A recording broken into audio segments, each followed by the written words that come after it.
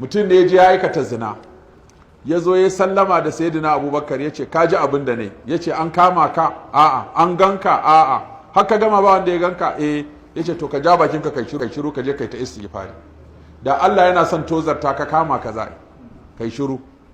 sai ya ga bai gamsu da wannan fatawar ba, sai ya wuce gidan sayyidina Umar ya ce ya Umar ka ji abin da ne, ya ce wai to kuma kai, ya ce to shawarar da zan baka kai shiru kai ta istighfari. bai gamsu ba sai ya tafi gidan wani abokinsa, da ya je gidan aboki ya ce wai shawara ta ka tafi ka gaya annabi, kaga ya tura shi kotu, na ka zo gaba annabi sallallahu alaihi wasallam ai ka zo gaban shari'a.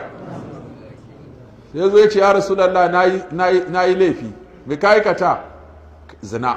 sai annabi ya kawo da kai, ya data nan ya sake faɗa, ya yi haka.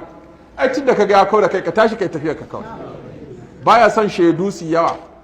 sai annabi sallallahu alaihi wasallam ya kalli nan, yana kallon sa sai ya kalli nan, so wai sai ya zagayo ya zo ya sake zama a gurin ya ce na yi kaza. sai annabi sallallahu alaihi wasallam ya kalli nan, ya sake tasowa ya zagayo ya zo ta nan, sai da aka haka sau hudu. sai annabi sallallahu alaihi wasallam ya tsaya ya saurare ya ce to kana da hankali? ya ce yana da hankali. ya ce da Allah akwai dangin wannan anan? suka ce a ce kun san bugun iska ne ko? suka ce a lafiyar salau ya rasulullah. ya ce to ku tashi ku shinshina mun bakinsa ko a buge yake. aka ta aka sinsina aka ce ba alamar ya sha wani abu. ya ce to runguma kai? ya ce a'a. kis kai? a'a. ya ce me kai? ya ce irin da yawancin abin ne shine. da kake so ai ma? ya ce so yake shi a hukunta shi kawai. kasa ana samun wasu ko imani ne musu yawa ko kuma rashin fahimtar shari'a ce, sai mutum ya maka waya ce akramaka Allah da Allah a ina ke kashe mutane wanda suka yi laifi iri kaza. ce ai babu, ni wallahi na aikata laifi iri kaza ne nake so da Allah in kuna yin hukunci ku zo a yi min. nace ai ba a yi, ka je ka yi istighfari ka tuba. har yanzu dai bai nutsu ba da kace istighfari ya tuba, to Allah zai yafe min? nace ai tsakaninka da Allah ba wanda zai shiga. nace baka ga wani ya kashe mutum 100 ba ma ya tuba Allah ya yafe masa? ka je ka tuba. sai annabi sallallahu alaihi wasallam ya ce to ku tafi da shi tunda hukunci yake so a masa, aje a yi masa. aka tafi da shi, da aka je aka fara jifansa sai ya falle da gudu. su ko me kun su kyale shi sai suka bi shi, ana bi ana a tare hukunci za a yi masa, ya gudu a tare.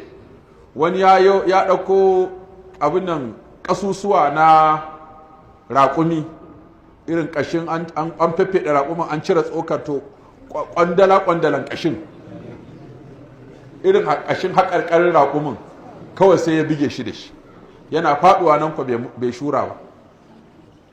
sai aka zo aka gaya annabi sallallahu alaihi wasallam, sai ya ce dama ya ce ku maida ni, da ya fara jin jifa sai ya ce ku maida ni.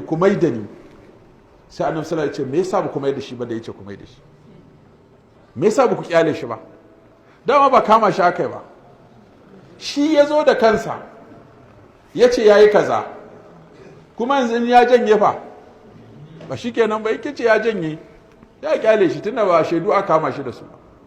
ya ce don me yasa kuka yi haka? ya ce musu faɗa. sannan ya ce wa ya ba shi shawara ya zo nan? aka ce abokinsa ne wanda ya ce a nemo abokin. ya ce kai ya za ka kashe ɗan uwanka?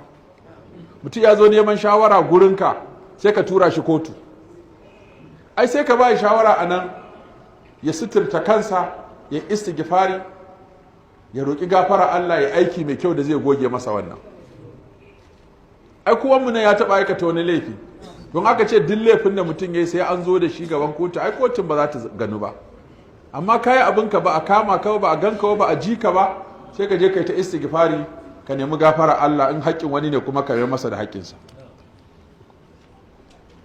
to wanda ya yi ƙoƙarin aibanta ka da abin da ka yi, to kai kaka aibanta shi da abin da shi ka san yayi, ka kyale shi. da'ahu, annabi alaihi salatu ce kyale shi, kuma da wuya mutum ya kyale din.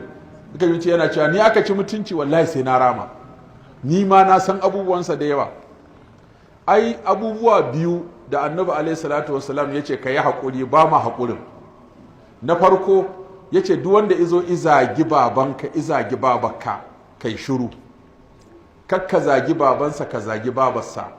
Wannan zagin da yawa babanka da babaka sai a juya shi kan babansa da babarsa, sai kuma a rubuta masa ya aikata kaba'ira.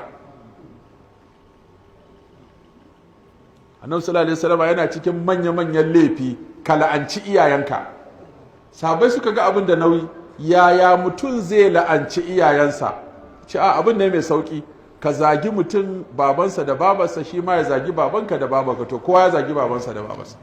Amma in ya zagi babanka da babarka ka daure da ciwo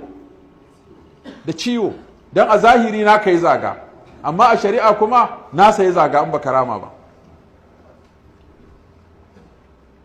To wa ka gani yanzu a zo a ciccusa masa ashar ya shiru, sai a ce ai zagin samanin ya kasa ramawa, wani ma haggwaninta ne wai ka kasa rama, kuma annabi sallallahu alaihi wasallam ya ce kakka rama, amma kuma in baka rama din ba je ake kamar tsoro ka ji ko. To sanan na biyu, mutumin da ya je ya ci mutuncin ka, ya maka ƙarya, ya maka kage, ya maka sharri, sai ka ji ana cewa ka fito ka kare kanka, ka fito ka ce ba haka bane kan mutane su yadda, to su yadda mana, su ma hukata ne ma aikin kenan. Sai ai ta ziga ka fito ka kare kanka, amma sharri, amma kage, amma ƙarya. To wannan shi ma masu daurewa kaɗan ne.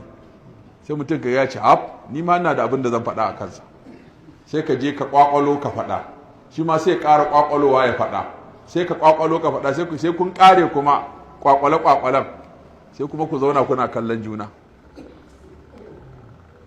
To daure waɗannan abubuwan guda biyu yana da wahala, amma an ka daure za ka ga alherinsu.